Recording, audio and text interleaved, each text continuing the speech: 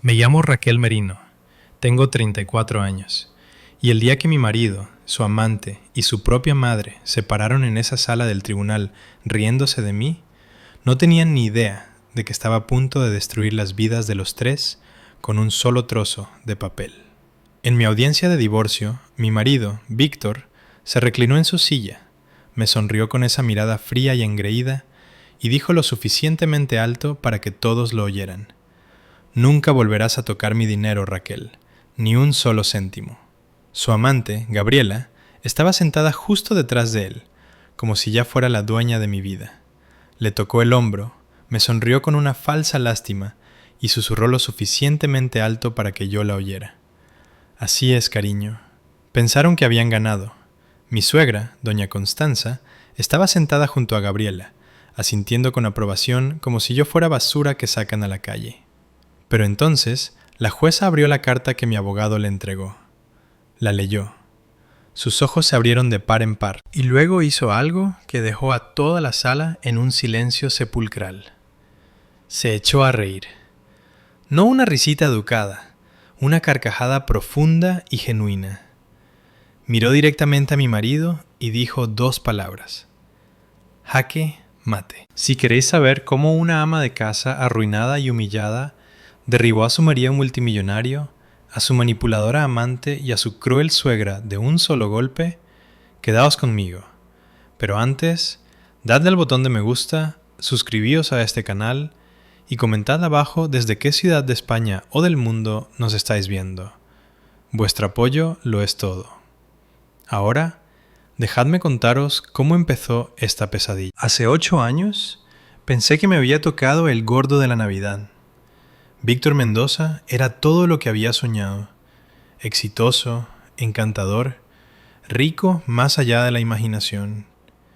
Me conquistó con su seguridad y sus promesas de una vida perfecta juntos.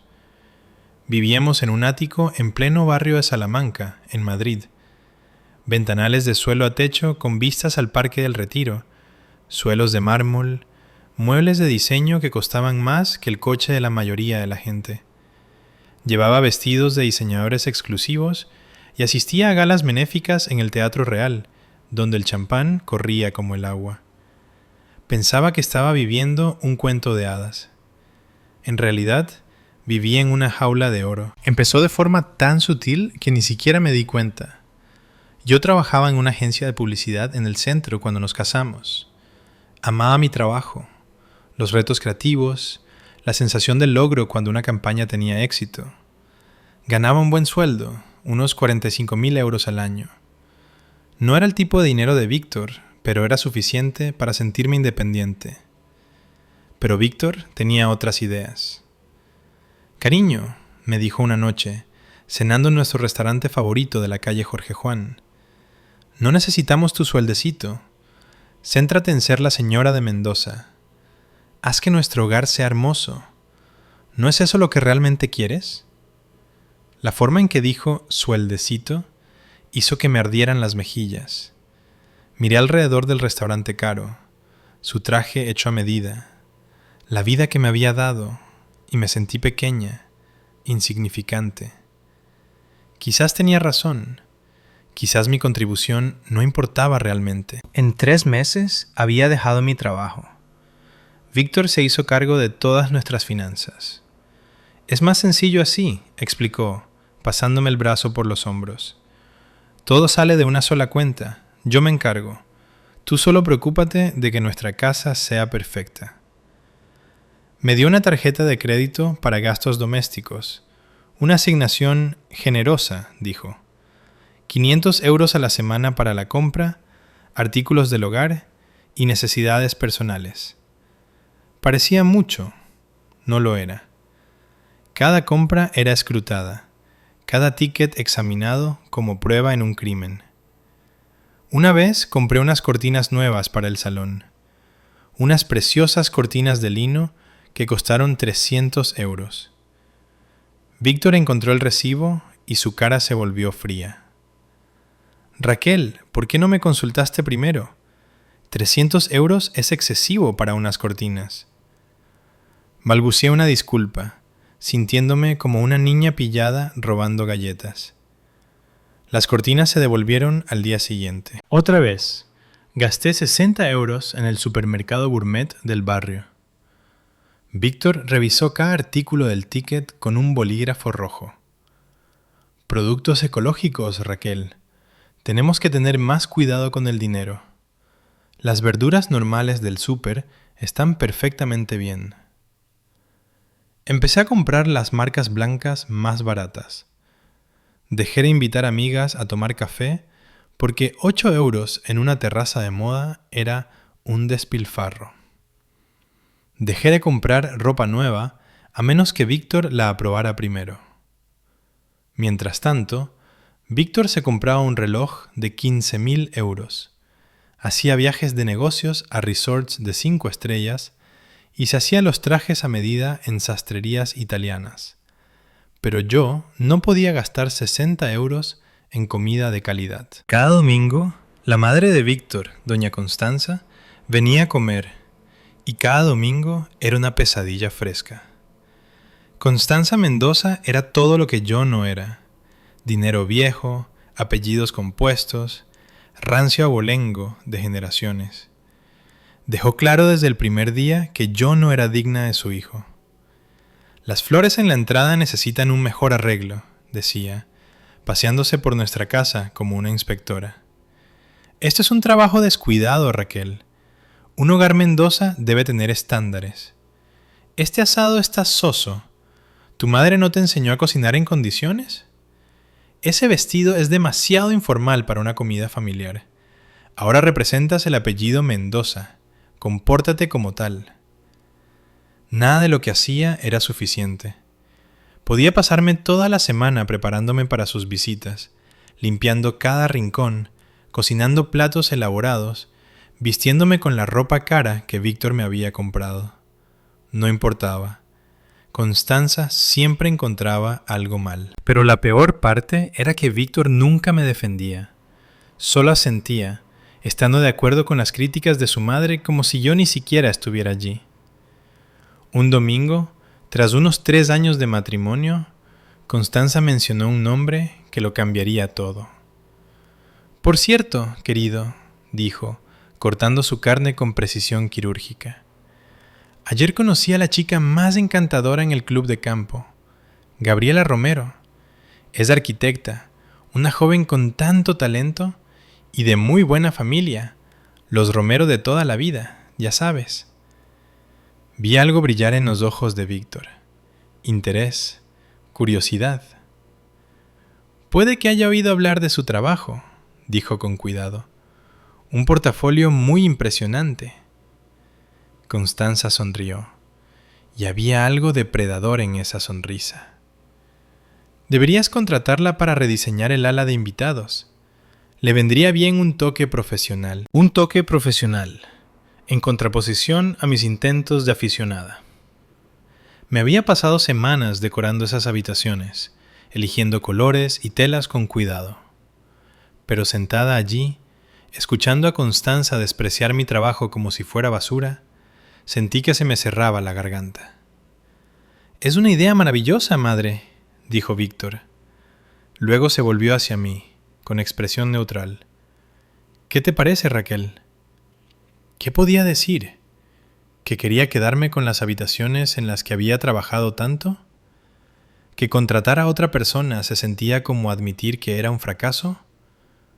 «Por supuesto», dije, forzando una sonrisa. «Lo que creas que es mejor». Ahí fue cuando comenzó mi verdadero aislamiento. El control financiero había sido gradual, pero ahora Víctor empezó a cortarme de todo lo demás. Restricciones presupuestarias, decía cuando mencionaba quedar con amigas para comer. Tenemos que tener más cuidado con los gastos. Pero había dinero para sus cenas de negocios, dinero para su abono en el palco del Bernabéu, dinero para todo lo que Víctor quería. Dejé de ver a mis amigas, dejé de tener mis propias tarjetas, dejé de tener acceso a nuestras cuentas conjuntas. Pasé de ser una profesional con su propia carrera e ingresos a una prisionera en una jaula de oro. Y la peor parte, dejé que sucediera. Creía a Víctor cuando decía que me estaba protegiendo, cuidando de mí, haciéndome la vida más fácil. Fui tan estúpida. La primera vez que noté que algo iba mal, lo ignoré. Víctor llegó a casa tarde un martes por la noche y había un perfume nuevo, no el que yo le había comprado por Reyes, algo caro y almizclado que no reconocí. ¿Colonia nueva?, pregunté, tratando de sonar casual mientras le besaba la mejilla. Una muestra del Corte Inglés, dijo rápidamente, demasiado rápido. Las estaban repartiendo. Quería creerle. Dios, quería creerle con todas mis fuerzas. Luego encontré el pintalabios en el cuello de su camisa, un tono coral que yo nunca usaría. Soy una chica de tonos neutros, beiges y rosas suaves. Esto era atrevido, seguro, el tono de otra persona. La tintorería debe haber mezclado las camisas, dijo Víctor cuando le pregunté. Y le creí porque, ¿qué otra cosa podía hacer? Pero entonces encontré el recibo. Estaba guardando la ropa limpia de Víctor cuando se cayó del bolsillo de su pantalón. Un ticket de Horcher, uno de los restaurantes más exclusivos y caros de Madrid, donde Víctor me había llevado por nuestro 3er aniversario. El restaurante que me había dicho que no podíamos permitirnos visitar más porque necesitábamos ahorrar. La fecha del recibo era del martes pasado. El mismo martes que Víctor me había dicho que estaba trabajando hasta tarde con el papeleo.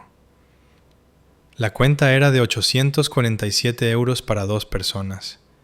Champán, bogavante, postres finos. Todas las cosas que Víctor dijo que eran demasiado caras cuando sugerí ir allí para nuestro aniversario el año pasado. Mis manos temblaban mientras sostenía ese trozo de papel. Me había mentido directamente, con confianza, a la cara. Esa noche, cuando Víctor llegó a casa oliendo un perfume que no era el mío, no dije nada. Sonreí, le pregunté por su día, le serví la cena que había pasado horas preparando y escuché cómo me mentía sobre su aburrido día en la oficina. Pero por dentro, algo se había roto. A la mañana siguiente hice algo que nunca había hecho antes. Le seguí. Me puse unos vaqueros oscuros y una gorra, sintiéndome ridícula, como en una película de espías. Pero tenía que saberlo. Tenía que ver la verdad con mis propios ojos. Aparqué frente al edificio de oficinas de Víctor en la Castellana y esperé. Mi corazón latía tan fuerte que pensé que podría desmayarme. ¿Qué estaba haciendo? Siguiendo a mi propio marido como una loca paranoica. A las 11:30, Víctor salió de su edificio, pero no estaba solo. Una mujer caminaba a su lado, alta, rubia, despampanante de una manera que hacía que me doliera el estómago. Llevaba un abrigo rojo que probablemente costaba más que todo mi armario. Todo en ella gritaba dinero, éxito, confianza, todo lo que yo no era. Se subieron juntos al Mercedes de Víctor, riéndose de algo. La mujer puso su mano en el brazo de Víctor mientras hablaban, y Víctor le sonrió. Esa sonrisa, la que solía darme cuando nos conocimos, antes de convertirme en otro mueble más en su vida perfecta. Les seguí por la ciudad, manteniéndome lo suficientemente lejos para que no me notaran. Mis manos agarraban el volante con tanta fuerza que mis nudillos se pusieron blancos. Fueron a Horcher. Por supuesto que sí. Aparqué al otro lado de la calle y observé a través de los grandes ventanales del restaurante. Se sentaron en una mesa de esquina, la misma mesa donde Víctor me había pedido matrimonio hace 6 años. Se cogían de la mano sobre el mantel blanco. La mujer se reía de algo que Víctor decía, tocándole la cara con tanta ternura que sentí como un cuchillo en el pecho. Entonces Víctor tomó su mano y besó su palma despacio, íntimamente, de la forma en que solía besar la mía. Me senté en mi coche y vi a mi marido tener un almuerzo romántico con otra mujer en nuestro restaurante de aniversario. Le vi vivir la vida que me había dicho que no podíamos permitirnos, y lloré hasta que no pude respirar. Cuando finalmente salieron 2 horas después, Víctor la acompañó hasta un BMW plateado. La besó para despedirse. No un pico rápido, un beso real que duró lo suficiente para que 3 personas pasaran junto a ellos por la acera. Esa tarde, Víctor llegó a casa a su hora habitual, con una historia sobre una reunión difícil con un cliente. Se quejó de lo aburrido que había sido su día. Asentí, sonreí, le serví la cena y no dije una palabra sobre lo que había visto, porque sabía que si le confrontaba, encontraría la manera de que fuera mi culpa, de hacerme creer que estaba loca, que había malinterpretado lo que vi. Así que, en lugar de eso, empecé a reunir pruebas. Durante las siguientes semanas, me convertí en un experto en seguirles. Aprendí su rutina como si estuviera estudiando para una oposición. Martes y jueves, almuerzos en restaurantes caros del barrio de Salamanca. Viernes, cenas en vinotecas y clubes de jazz. Los fines de semana, Víctor alegaba conferencias de negocios, pero yo sabía la verdad. Tomé fotos, registré horas, documenté todo. La mujer se llamaba Gabriela Romero, la arquitecta que Constanza había mencionado hace 3 años, la de la buena familia y el portafolio impresionante. Y viéndolos juntos, me di cuenta de que esto no era solo una aventura. Víctor la miraba como solía mirarme a mí, como si fuera la persona más fascinante del mundo. Le abría las puertas, le retiraba la silla, le compraba joyas en tiendas de la calle Serrano en las que nunca se me había permitido entrar. Un sábado, le seguí hasta el exclusivo Club Social de La Moraleja. Aparqué fuera y miré a través de la valla. Víctor y Gabriela jugaban al pádel juntos, y Constanza estaba allí sentada en una mesa de la terraza, aplaudiendo cuando Gabriela hacía un buen golpe. Después del partido, los 3 se sentaron juntos a tomar algo. Observé con prismáticos, mi estómago revolviéndose con una rabia tan intensa que pensé que podría vomitar. Constanza estaba animada de una manera que nunca la había visto, riendo, gesticulando con entusiasmo.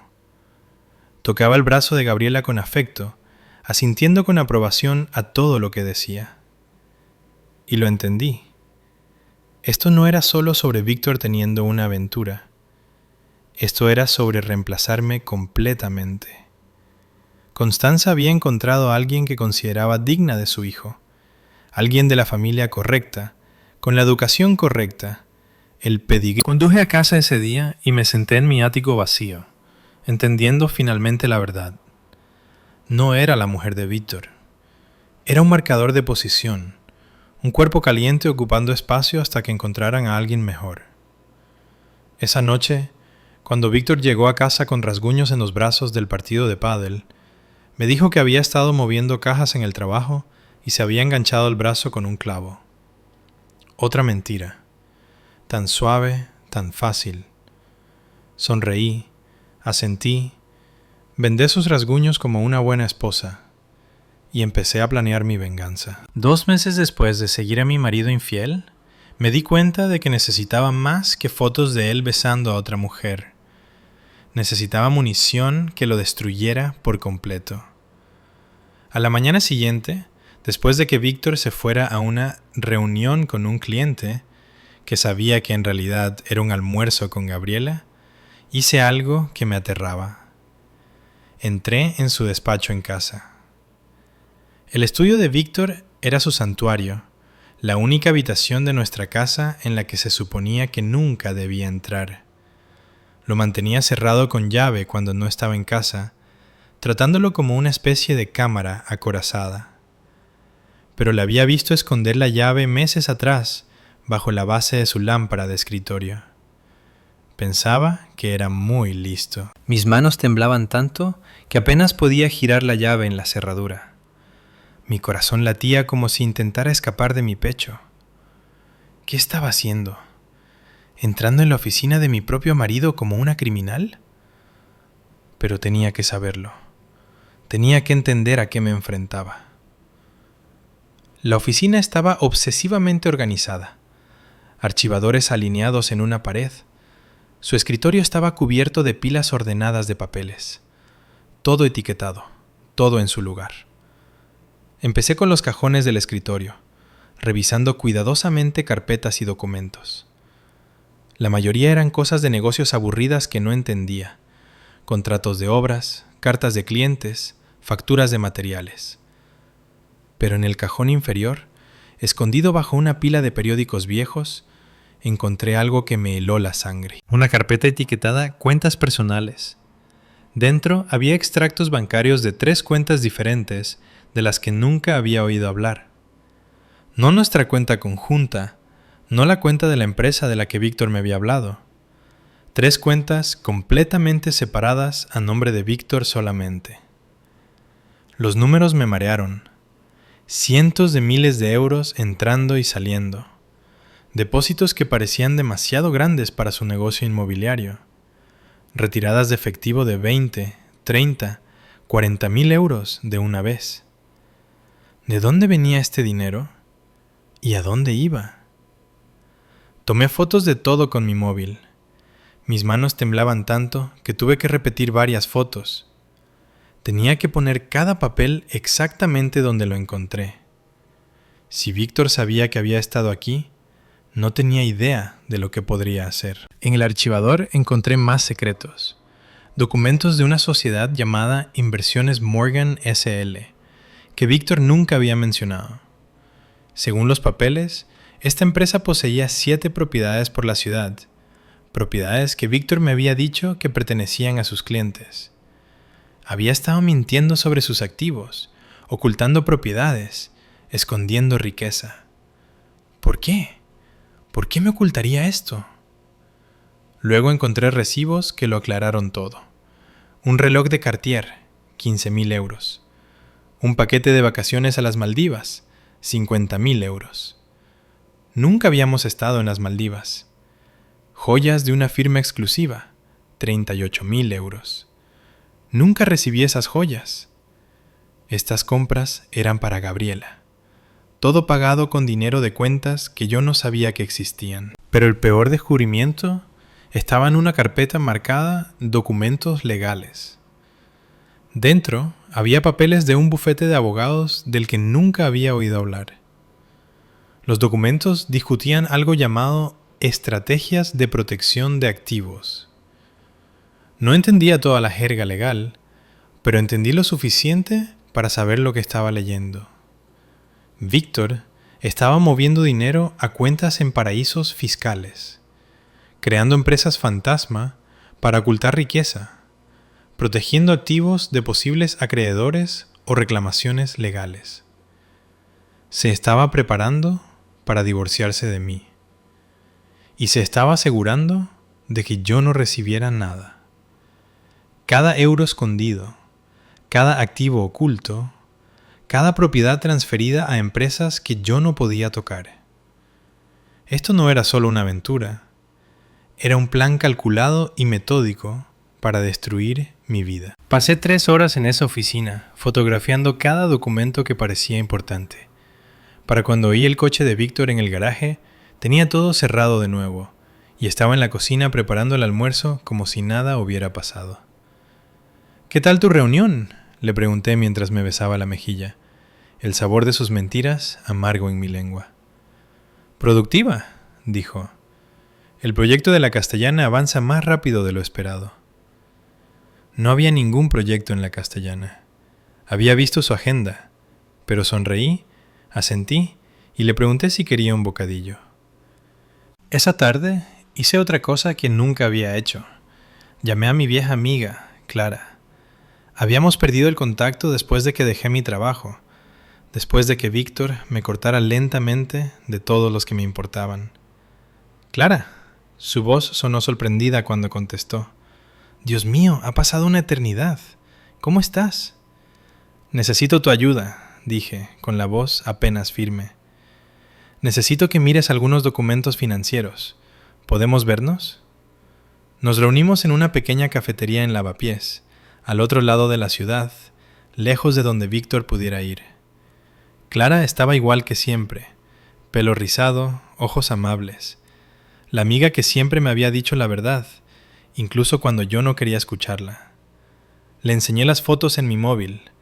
Las pasó en silencio, su expresión oscureciéndose con cada imagen. «Raquel», dijo finalmente, mirándome con preocupación, «¿de dónde has sacado esto?» «Son los papeles de negocios de mi marido, de su oficina». Clara se quedó callada un largo momento, estudiando cada foto con cuidado. Luego me miró y vi algo en sus ojos que me aterraba. Miedo. «Raquel, algunas de estas transacciones parecen muy sospechosas. La empresa fantasma, las cuentas en paraísos fiscales, estas retiradas de efectivo. Esto parece blanqueo de capitales». Las palabras me golpearon como un puñetazo físico. ¿Blanqueo de capitales? ¿Qué significa eso? Significa tomar dinero de actividades ilegales y hacer que parezca legal pasándolo por diferentes cuentas y empresas. Es un delito muy grave. No podía respirar. ¿Estás segura? No soy investigadora criminal, pero he visto suficientes casos de fraude financiero para reconocer los patrones. Mira esto. Tu marido está recibiendo grandes depósitos en efectivo de empresas que no parecen existir. Luego mueve ese dinero a través de varias cuentas diferentes antes de que termine en bancos offshore. Es un comportamiento de manual de blanqueo de dinero. Mis manos temblaban tanto que casi se me cae el móvil. ¿Qué debo hacer? Tienes que hablar con alguien que se especialice en delitos económicos. Conozco a un inspector de policía que trabaja en estos casos. El inspector Marcos Rivera, de la UDEF. Es muy bueno en lo que hace. Escribió su número en una servilleta y me la dio. Raquel, por favor, ten cuidado.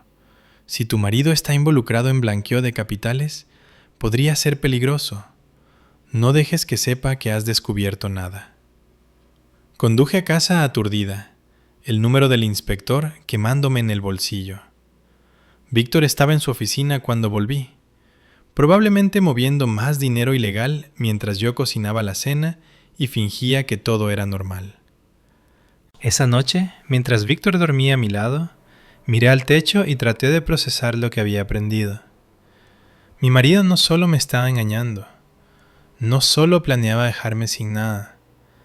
Era un criminal, un blanqueador de dinero trabajando con Dios sabe qué tipo de gente. Y yo había sido su tapadera perfecta, la esposa ingenua y obediente que no hacía preguntas y no causaba problemas. Pero mientras yacía allí en la oscuridad, sentí algo que no había sentido en años. Rabia. Una rabia pura, ardiente y justa. Víctor me había robado mi carrera, mi independencia, mi autoestima. Me había aislado de mis amigos, controlado cada euro que gastaba. Me había hecho sentir inútil y estúpida. Y ahora se suponía que debía aceptar tranquilamente ser desechada mientras él empezaba una nueva vida con Gabriela, construida sobre dinero de narcotraficantes y criminales. Número. Mañana llamaría al inspector Rivera. Mañana empezaría a contraatacar. Mañana le enseñaría a Víctor Mendoza lo que pasa cuando subestimas a la mujer que intentaste destruir. A la mañana siguiente, mis manos temblaban mientras marcaba el número que Clara me había dado. Inspector Rivera, Unidad de Delincuencia Económica y Fiscal. Hola, dije, con la voz apenas un susurro. Me llamo Raquel Merino. Clara me dio su número. Creo que mi marido está haciendo algo ilegal con dinero. Hubo una pausa. Señora Merino, ¿puede venir a comisaría esta tarde? Me gustaría discutir esto en persona. 2 horas después, estaba sentada en una pequeña oficina sin ventanas en el complejo policial de Canillas. El inspector Marcos Rivera era un hombre de unos 40 años, con ojos amables y pelo canoso. Tenía las fotos de mi móvil extendidas sobre su escritorio, estudiándolas con intensa concentración. Señora Merino, dijo después de lo que pareció una eternidad, ¿cuánto tiempo lleva su marido involucrado en estas actividades financieras? No lo sé, admití, sintiendo las lágrimas arder detrás de mis ojos. Acabo de encontrar estos papeles ayer. No tenía ni idea de que nada de esto existía. Asintió lentamente. Eso es común en estos casos. A los cónyuges a menudo se les mantiene completamente a oscuras sobre las actividades criminales de su pareja. Señaló uno de los extractos bancarios. Estas transacciones muestran un patrón claro de blanqueo de capitales. Su marido está recibiendo grandes cantidades de efectivo de lo que parecen ser fuentes criminales y pasándolo por múltiples cuentas para ocultar su origen. ¿Qué tipo de fuentes criminales?, pregunté, aunque no estaba segura de querer saber la respuesta. Basado en estas cantidades y patrones, probablemente organizaciones de narcotráfico, posiblemente crimen organizado. El negocio inmobiliario de su marido proporciona la tapadera perfecta. Puede tomar dinero sucio, usarlo para comprar propiedades, luego vender esas propiedades y depositar las ganancias como ingresos comerciales legítimos. El dinero ilegal ahora está limpio. Me sentí enferma. ¿Cuánta pena de prisión podría enfrentar? El blanqueo de capitales es un delito grave. Dependiendo de las cantidades involucradas, podría enfrentarse a entre 6 y 15 años de prisión, más multas masivas y el decomiso de todos los activos comprados con fondos ilegales. Todos los activos, repetí, las palabras resonando en mi cabeza. Todo, la casa, los coches, las cuentas bancarias, las inversiones. Si se compraron con dinero blanqueado, el Estado los embargará. Mi mente iba a 1000 por hora. Si Víctor iba a la cárcel y lo perdía todo, ¿qué pasaría conmigo? Me quedaría sin nada, justo como él había planeado. Excepto que ahora no sería porque me hubiera ganado en el divorcio. Sería porque era un criminal. Inspector Rivera, dije lentamente, un plan formándose en mi mente. ¿Y si le ayudo a construir un caso contra él? ¿Y si pudiera conseguir más pruebas? Se reclinó en su silla, estudiando mi cara cuidadosamente. Señora Merino, eso sería extremadamente peligroso.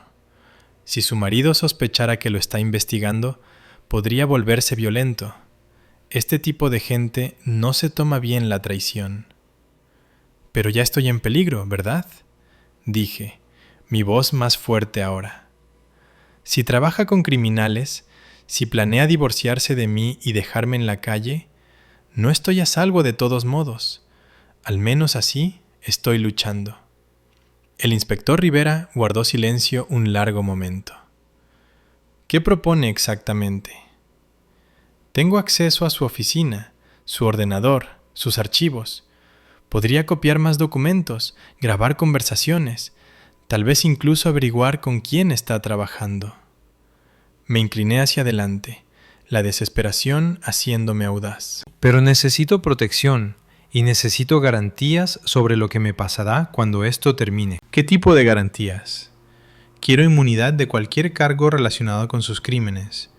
Quiero protección si él o sus socios criminales intentan hacerme daño. Y quiero conservar parte de los activos que fueron comprados con dinero legítimo de su negocio inmobiliario. No el dinero de la droga, solo lo que ganó legalmente. El inspector Rivera sonrió por primera vez desde que llegué. Señora Merino, piensa como una fiscal. Déjeme hacer algunas llamadas a la fiscalía y ver qué podemos arreglar. 3 días después, me senté en una sala de conferencias con el inspector Rivera y una fiscal llamada Sarah Chen. Habían preparado un acuerdo oficial de cooperación, páginas y páginas de lenguaje legal que básicamente decían que ayudaría a destruir a mi marido a cambio de mi libertad y mi seguridad financiera. Señora Merino, explicó la fiscal Chen, trabajará como informante confidencial. Le proporcionaremos dispositivos de grabación y la entrenaremos sobre cómo reunir pruebas de forma segura. Pero debe entender los riesgos. Si su marido descubre lo que está haciendo, podría estar en grave peligro físico. La gente con la que trabaja no duda en usar la violencia. Lo entiendo, dije, y lo decía en serio. Entendía que estaba poniendo mi vida en riesgo, pero también entendía que quedarme callada significaba dejar que Víctor me destruyera de todos modos. ¿Cuándo empezamos? Durante los siguientes 2 meses me convertí en alguien que nunca pensé que podría ser. De día jugaba a ser la esposa obediente, cocinando, limpiando, preguntando a Víctor por su aburrido día. Pero cada momento que él estaba fuera de casa, yo estaba trabajando. Instalé pequeños dispositivos de grabación en su oficina y su coche. Dispositivos tan pequeños que parecían botones de camisa. Copié archivos de su ordenador en memorias USB, mi corazón acelerándose cada vez que oía un ruido en la casa. Fotografié cada documento que pude encontrar, construyendo una imagen completa de su imperio criminal, y la evidencia era abrumadora.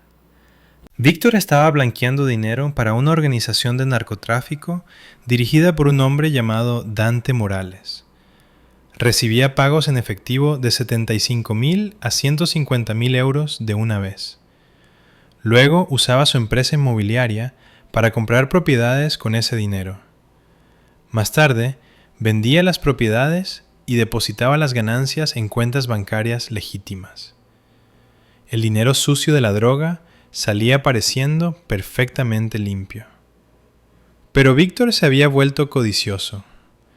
En lugar de solo llevarse su porcentaje por lavar el dinero, había estado desviando dinero extra para sí mismo. 20.000 aquí, 30.000 allá, robando a los narcotraficantes. Y estaba usando ese dinero robado para financiar su aventura con Gabriela. Cada joya, cada cena cara, cada regalo de lujo, todo pagado con dinero robado a criminales que lo matarían sin pensarlo 2 veces si se enteraran. Grabé conversaciones donde Víctor presumía ante su socio de lo fácil que era engañar a Hacienda. Fotografié reuniones donde hombres de aspecto peligroso le entregaban maletines llenos de efectivo. Documenté cada transacción, cada mentira, cada crimen. La parte más difícil era fingir que todo era normal. Víctor llegaba a casa cada noche, me besaba, me contaba su día, inventando historias sobre tratos comerciales legítimos, mientras yo sabía que había pasado la tarde con capos de la droga y criminales. «Pareces diferente últimamente», dijo una noche cenando. «Más segura. Me gusta». Si supiera por qué estaba segura. Si entendiera que cada palabra amable que me decía era otro clavo en su ataúd. «He estado leyendo más», dije, lo cual era cierto. Había estado leyendo todo lo que podía encontrar sobre blanqueo de capitales, crimen organizado, procesos penales, aprendiendo cómo destruir al hombre que intentó destruirme. «Eso es maravilloso, cariño. El conocimiento es poder». «Sí, Víctor. El conocimiento es poder. Y tengo todo el conocimiento que necesito para acabar contigo». Después de 2 meses, el inspector Rivera me dijo que teníamos suficientes pruebas para arrestar a Víctor y embargar todos sus activos. Pero pedí una semana más. Quería estar en esa sala de divorcios. Quería ver a Víctor pensar que lo había ganado todo. Quería ver su cara cuando su plan perfecto se derrumbara a su alrededor. «¿Está segura?», preguntó el inspector Rivera. «Ya ha corrido enormes riesgos. Podemos arrestarlo ahora». «No», dije con firmeza. «Quiero que sienta lo que yo sentí. Quiero que sepa lo que es que te lo quiten todo en un instante. Quiero que entienda que me subestimó por completo». El inspector Rivera sonrió. «Una semana entonces, pero después de eso, actuamos». La trampa estaba puesta. Víctor pensaba que caminaba hacia un juzgado de familia donde me dejaría sin nada. No tenía ni idea de que caminaba hacia su propia destrucción. Los procedimientos de divorcio comenzaron un frío martes de noviembre.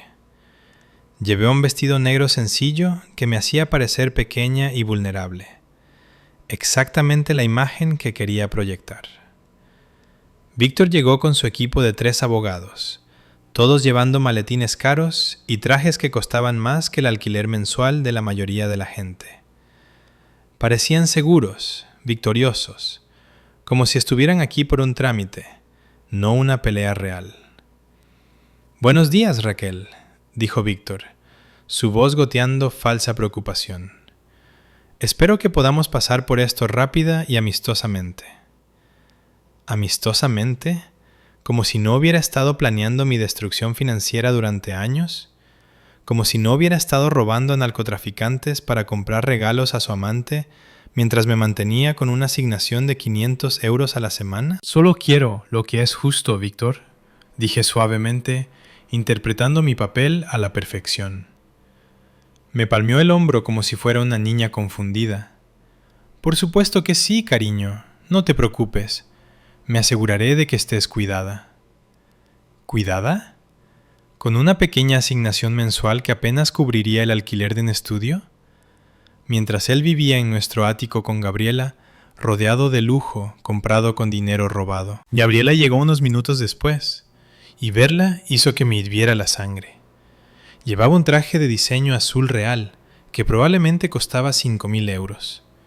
Su pelo rubio estaba perfecto, su maquillaje impecable, sus joyas caras y de buen gusto. Se sentó en la galería directamente detrás de Víctor. Su presencia, un mensaje claro. Ya había ganado. Ya era la próxima señora Mendoza. Y a su lado, Constanza se sentó con una sonrisa satisfecha en la cara.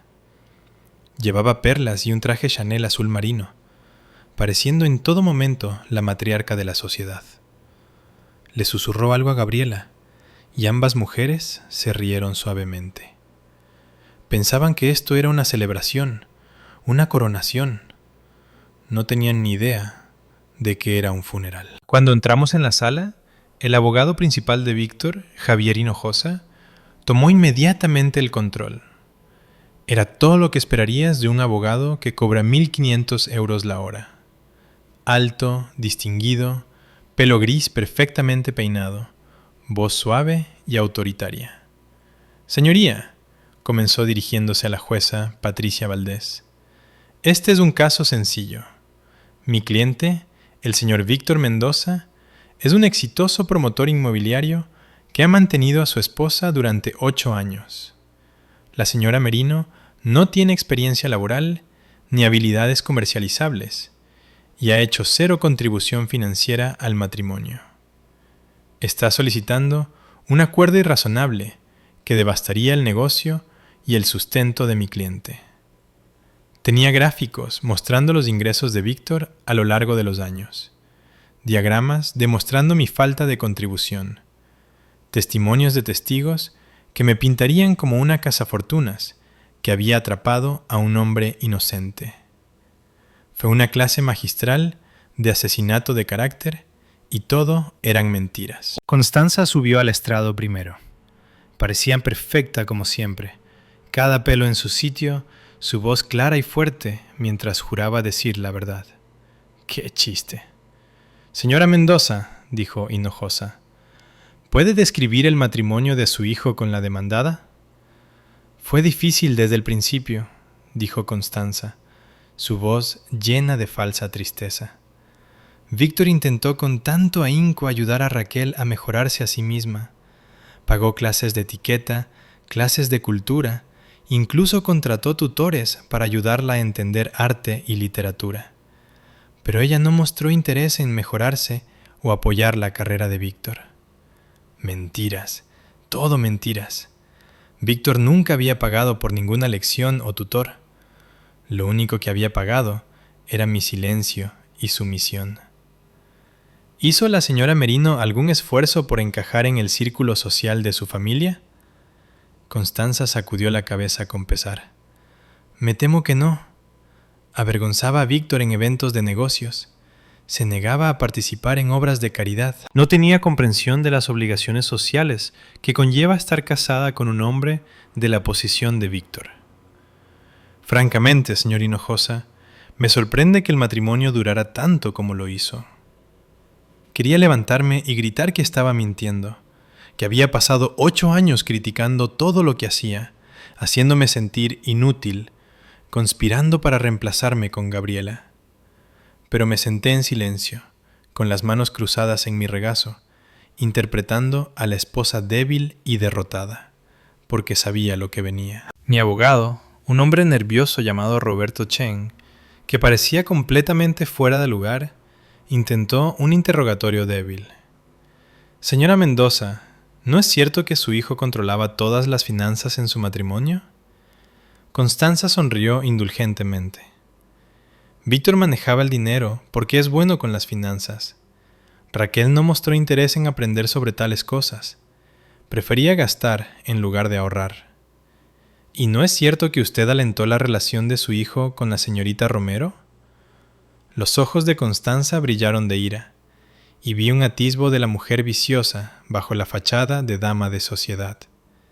No tengo ni idea de lo que está insinuando, señor Chen. Roberto se sentó rápidamente, claramente intimidado. Quería decirle que estaba bien, que su débil actuación era parte del plan, pero simplemente miré mis manos y traté de parecer derrotada. Luego, Víctor subió al estrado.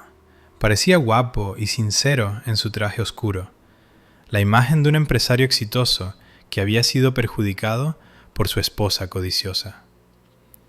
«Señoría», dijo Víctor, su voz llena de pena. Amaba profundamente a Raquel cuando nos casamos, pero nuestro matrimonio se volvió imposible. Ella no tenía interés en construir una vida juntos o apoyar mi carrera. Gastaba dinero frívolamente, 500 euros a la semana en gastos domésticos, y se negaba a asumir la responsabilidad de gestionar nuestro hogar adecuadamente. ¿500 euros a la semana era frívolo mientras él gastaba 15.000 en un reloj? ¿Mientras llevaba a Gabriela a vacaciones de 50.000 euros? La audacia me hizo querer gritar.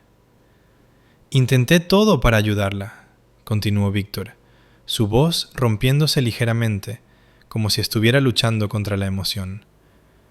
Sugerí que tomara clases para mejorar sus habilidades. Me ofrecía conectarla con orientadores laborales, pero ella parecía contenta viviendo de mi duro trabajo, sin contribuir nada a cambio.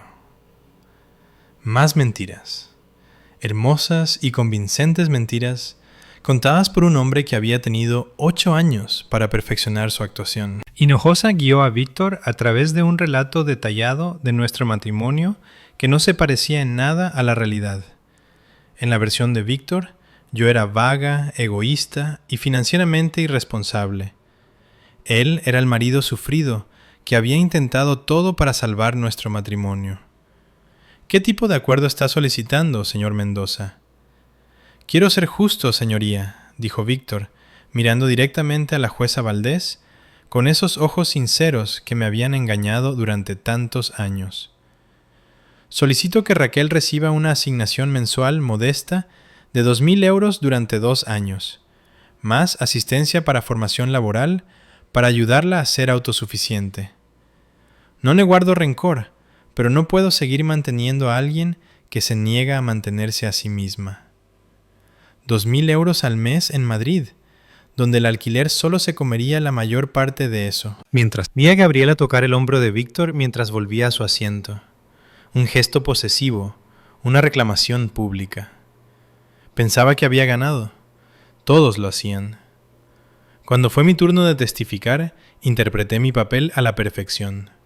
Hablé suavemente sobre cómo había intentado ser una buena esposa, cómo había gestionado nuestro hogar y apoyado la carrera de Víctor de maneras que no aparecían en los estados financieros. Pero incluso para mis propios oídos sonaba débil, poco convincente. El interrogatorio de Hinojosa fue brutal. Me hizo admitir que no tenía ingresos, ni ahorros, ni habilidades laborales que me permitieran mantenerme.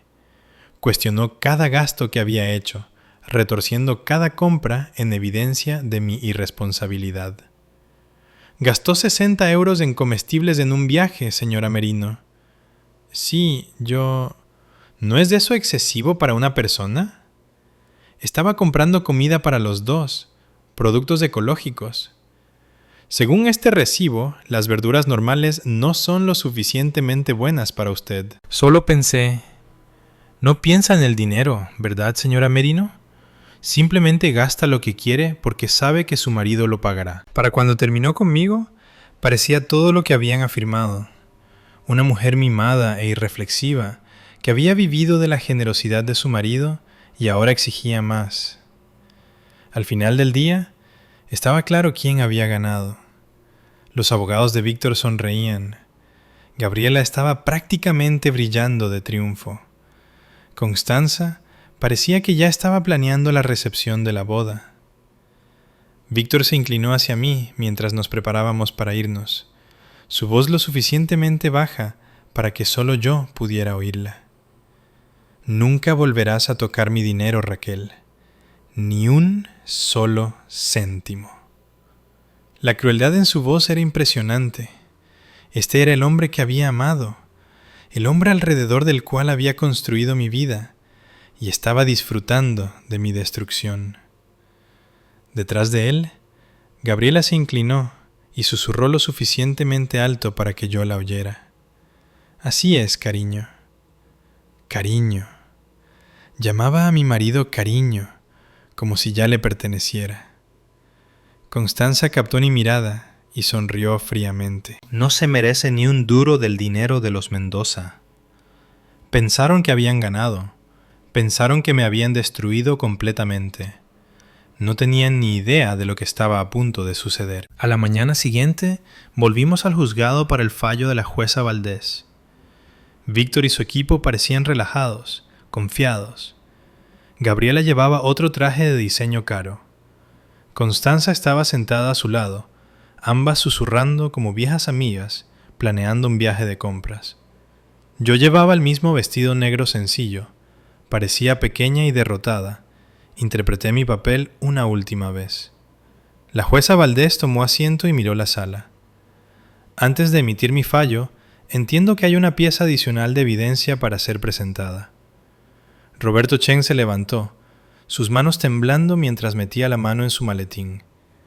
Por un momento, casi me sentí mal por él. Pensaba que estábamos a punto de perder. No tenía ni idea de lo que había en ese sobre. Señoría, dijo, su voz temblando. La señora Merino ha preparado una carta para la consideración del tribunal.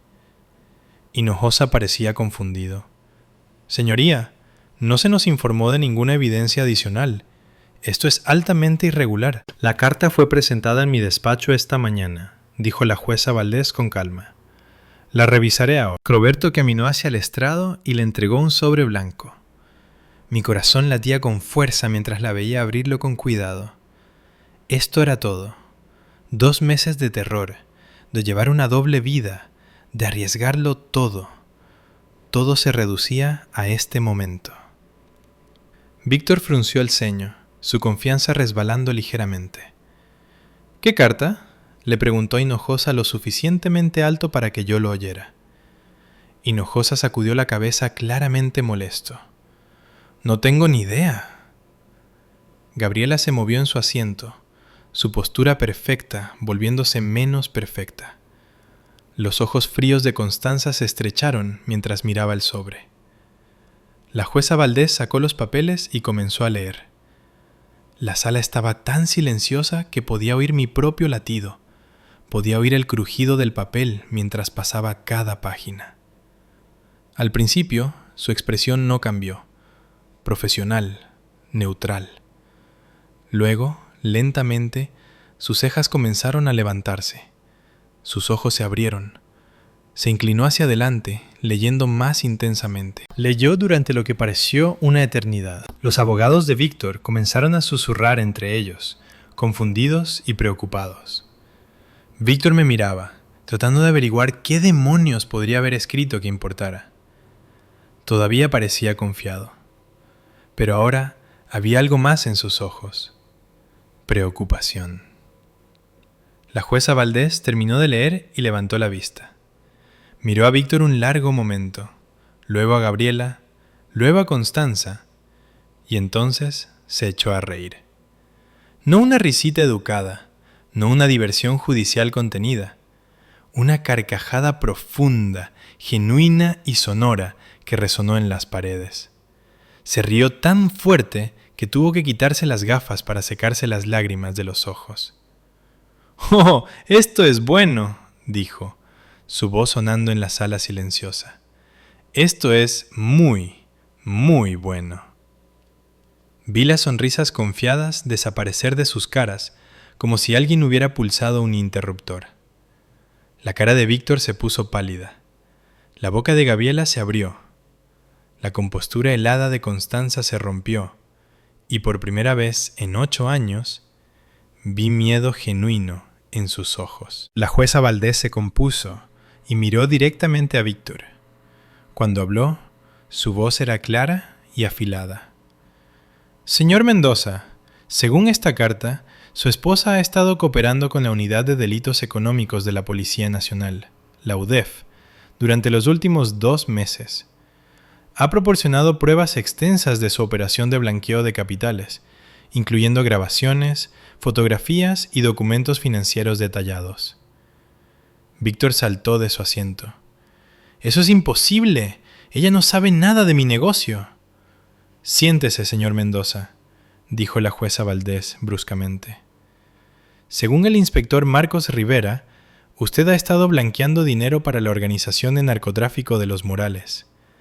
Ha estado recibiendo pagos en efectivo que oscilan entre 75.000 y 150.000 euros, utilizando su negocio inmobiliario para limpiar ese dinero a través de compras y ventas de propiedades». La sala estalló. Hinojosa intentaba que Víctor se sentara y se callara. Víctor me miraba con una mezcla de shock y rabia que me habría aterrorizado hace 2 meses. Pero ahora simplemente le devolví la mirada. Fría, tranquila, poderosa. «Además», continuó la jueza Valdés, «usted ha estado desviando fondos de sus socios criminales, utilizando ese dinero robado para financiar una aventura extramatrimonial». Gabriela jadeó, su mano volando a su garganta. «Víctor, ¿de qué está hablando?». La jueza Valdés dirigió su atención a Gabriela.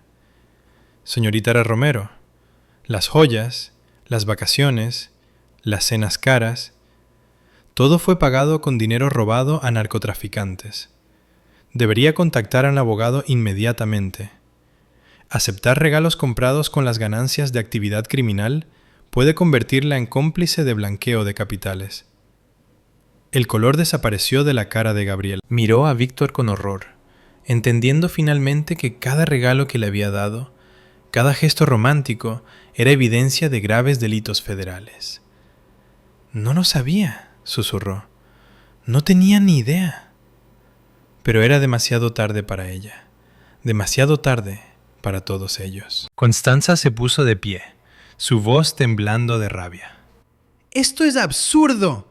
Mi hijo es un hombre de negocios respetado. Esto es algún tipo de montaje».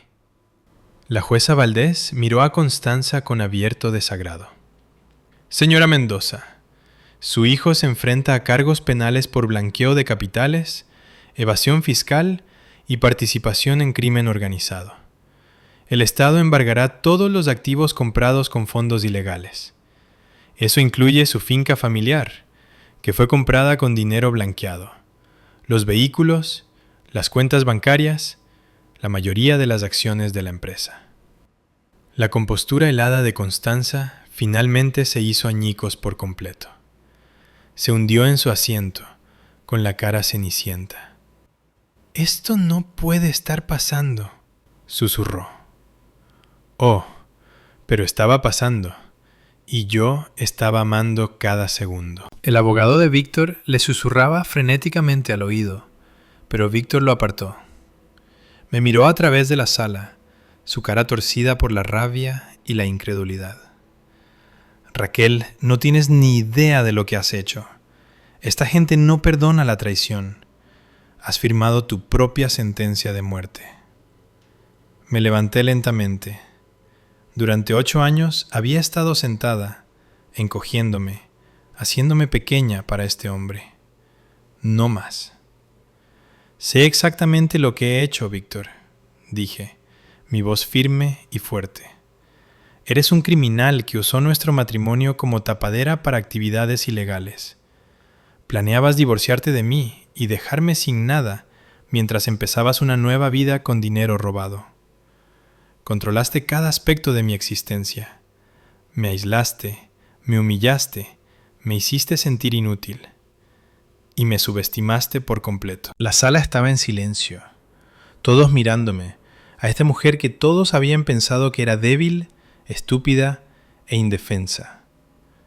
Me enseñaste que el conocimiento es poder, Víctor. ¿Recuerdas? Simplemente nunca imaginaste que usaría esa lección para destruirte. La jueza Valdés me miró con algo parecido al respeto. Señora Merino, como testigo cooperante en una investigación activa, tiene derecho a protección. La Fiscalía ha acordado permitirle retener todos los activos que se pueda probar que fueron comprados con ingresos legítimos del negocio inmobiliario del señor Mendoza. ¿Cuánto es eso?, preguntó Víctor desesperadamente. ¿Cuánto le está dando? Según el análisis contable forense, aproximadamente el 55% de sus activos procedían de ingresos comerciales legítimos. La señora Merino recibirá esos activos como parte de la liquidación de gananciales y compensación. Además, recibirá una recompensa sustancial del Estado por su asistencia en esta investigación. La cara de Víctor se puso blanca. Se hundió en su silla mientras la realidad finalmente le golpeaba. Todo había desaparecido. Su negocio, su dinero, su libertad, su futuro con Gabriela, todo porque asumió que su esposa era demasiado débil y demasiado estúpida para contraatacar. La jueza Valdés miró directamente a Víctor y sonrió. «Jaque mate, señor Mendoza». Las puertas de la sala se abrieron. El inspector Rivera entró con 2 agentes de la Policía Nacional. Caminaron por el pasillo con determinación, sus placas visibles. «Agentes de la UDEF están aquí para detener al señor Mendoza». La jueza Valdés anunció. «Este procedimiento de divorcio queda suspendido pendiente del resultado de los cargos penales». Víctor se puso de pie mientras los agentes se acercaban. Me miró una última vez. Su cara una mezcla de rabia, incredulidad y algo que podría haber sido respeto. «No tienes ni idea de lo que has hecho, Raquel». Me encontré con sus ojos sin pestañear. «Sé exactamente lo que he hecho. He recuperado mi vida». El inspector Rivera dio un paso adelante. «Víctor Mendoza, queda detenido por blanqueo de capitales, pertenencia a organización criminal y fraude fiscal». Mientras esposaban a mi marido y le leían sus derechos, sentí un peso levantarse de mis hombros que ni siquiera sabía que estaba cargando. Durante 8 años había estado viviendo una mentira, casada con un hombre que me veía como nada más que una tapadera conveniente para sus crímenes, un marcador de posición hasta que encontrara a alguien mejor. Pero ya no era un marcador de posición. Gabriela salió corriendo de la sala, sus tacones de diseño repiqueteando frenéticamente en el suelo de mármol. Ya estaba con su teléfono, probablemente llamando a abogados para distanciarse de los crímenes de Víctor. Su rímel corría por su cara, y su traje caro no podía ocultar el pánico en sus ojos. Todos esos regalos de lujo, todos esos gestos románticos, ahora eran pruebas que destruirían su carrera y posiblemente la llevarían a prisión. Constanza siguió a Gabriela, su cara cenicienta y envejecida. La mujer que había pasado 8 años criticándome, planeando mi reemplazo, tratándome como si no fuera digna de su precioso hijo. Parecía que había envejecido 20 años en 20 minutos. La finca familiar de la que estaba tan orgullosa, embargada por el gobierno. El apellido Mendoza que valoraba por encima de todo, ahora sinónimo de crímenes y escándalo. Las 2 mujeres que habían planeado celebrar mi destrucción, ahora se enfrentaban a su propia ruina. Y yo salí de ese juzgado como una mujer libre. Salí de ese edificio hacia el sol de noviembre, y por primera vez en 8 años pude respirar. Respirar de verdad. El programa de protección me instaló en una ubicación segura mientras el caso de Víctor iba a juicio. El inspector Rivera me mantuvo informada de todo. Víctor intentó hacer un trato, por supuesto. Intentó alegar que era una víctima, que había sido forzado al blanqueo por amenazas. Pero con todas las pruebas que había reunido, grabaciones de él presumiendo de sus esquemas, fotos de él aceptando efectivo de narcos conocidos, documentos financieros mostrando años de fraude sistemático, no había defensa. Fue condenado a 22 años de prisión en Soto del Real, sin posibilidad de tercer grado temprano. Gabriela fue acusada como cómplice. Perdió su licencia de arquitecta y se enfrentó a 5 años de libertad condicional. Su carrera, su reputación, todo por lo que había trabajado, destruido. Todo porque pensó que estaba consiguiendo un marido rico y exitoso. En su lugar, consiguió un criminal. Y Constanza lo perdió todo. Su casa, su dinero, su estatus social, su hijo. Vive en un pequeño piso en Usera ahora, lejos de los clubes de campo y eventos de sociedad que solía gobernar. En cuanto a mí, el acuerdo de cooperación me dio el 55% de los activos legítimos de Víctor. El ático, 2 de los coches, 3 propiedades que habían sido compradas con dinero legal, más una recompensa de 250.000 euros del gobierno por mi ayuda. De repente, era más rica de lo que había sido en mi vida. Y esta vez, era mi dinero, a mi nombre, bajo mi control. Nadie para decirme que no podía gastar 60 euros en productos ecológicos.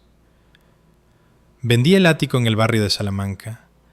Demasiados malos recuerdos, demasiado dolor en esas paredes. Compré un piso más pequeño en el bohemio barrio de Malasaña, con grandes ventanales y espacio para un estudio de arte. Volví a la universidad, hice un máster en administración de empresas, empecé mi propia consultoría de marketing, ayudando a pequeñas empresas a crecer.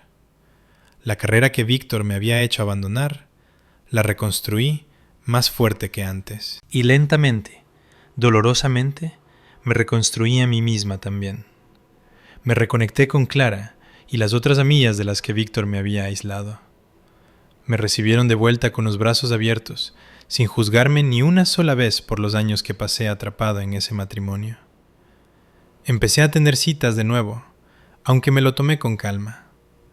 Aprender a confiar no era fácil después de 8 años con Víctor. Pero estaba aprendiendo que no todos los hombres controlan y manipulan, aprendiendo que el amor real no requiere que te hagas pequeña, aprendiendo que merecía respeto, compañerismo, igualdad. A veces pienso en ese día en la sala del tribunal, la mirada en la cara de Víctor cuando la jueza Valdés estalló en carcajadas, el momento en que se dio cuenta de que su plan perfecto había sido destruido por la esposa que pensaba que era demasiado débil para contraatacar. Y sonrío porque Víctor me enseñó una lección importante, aunque no fuera su intención. Me enseñó que el conocimiento es poder, que subestimar a alguien es el mayor error que puedes cometer, que la persona a la que has empujado al límite es la persona más peligrosa de todas, porque no tiene nada que perder. Yo fui esa persona, la esposa a la que aisló, controló, humilló y planeó descartar. Y me convertí en la mujer que lo destruyó. Así que esa es mi historia. El día que mi marido, su amante y su madre pensaron que me habían destruido, fue el día que los destruí a los 3. Víctor está cumpliendo actualmente el 3er año de su condena de 22 años en prisión. He oído que no se está adaptando bien a la vida carcelaria. Aparentemente, los narcotraficantes no aprecian a la gente que les roba, incluso tras las rejas. Gabriela perdió su licencia de arquitecta permanentemente después de su condena. Lo último que supe fue que estaba trabajando de dependienta en unos grandes almacenes, muy lejos del estilo de vida de lujo que Víctor le prometió. Y Constanza lo perdió todo: su casa, su dinero, su estatus social, su hijo. En cuanto a mí, Estoy reconstruyendo mi vida, más fuerte, más inteligente y finalmente libre. Tengo mi propio negocio, mi propio dinero, mi propia vida. Nadie me controla. Nadie me hace sentir pequeña.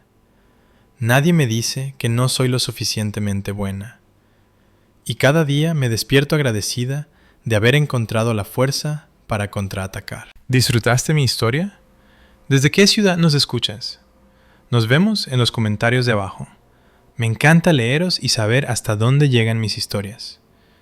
Si te gustó esta historia, puedes apoyarme dándole al botón de super gracias para que pueda seguir trayéndoos más historias como esta.